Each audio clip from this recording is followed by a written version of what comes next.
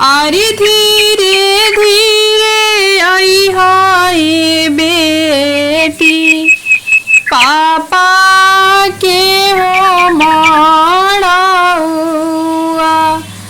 अरे धीरे धीरे आई हाय बेटी, पापा के हो मड़उआ।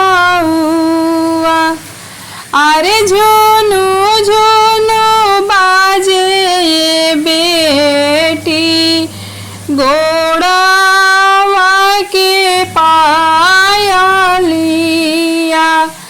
अरे झुनु झुनु बाजे बेटी, गोड़वा के पायलिया।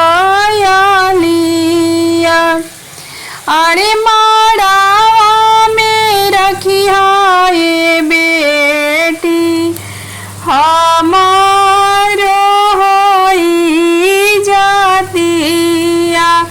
अरे माड़ावा में रखिया हो बेटी, हमारो होई जातिया। अरे धीरे धीरे आइबो ये पापा, तोहरो होया अंगनावा। अरे धीरे धीरे आइबो ये पापा, तोहरो होया अंगनावा। अरे नाही हमारे बचिहने पापा, गोड़ा के हो पायलिया। अरे नाही हमारे बचिहने पापा, गोड़ा के हो पायलिया।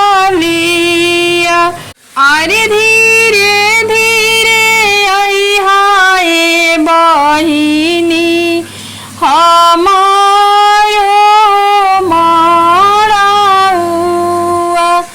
अरे धीरे धीरे आई हाय बहिनी, भैया के हो मड़उआ। अरे झुनु झुनु बाजे बहिनी, गोड़ा के हो पायलिया। अरे झुनु झुनु बाजे बहिनी, गोड़ा के हो पायलिया।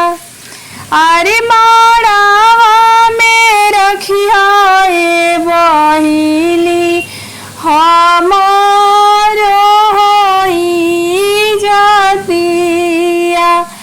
अरे माड़ावा में रखिया ये बहिनी, हमारो होई जातिया। अरे धीरे धीरे आइबो ये भैया, तोहारो हो मड़उआ। अरे धीरे धीरे आइबो ये भैया, तोहारो हो मड़उआ।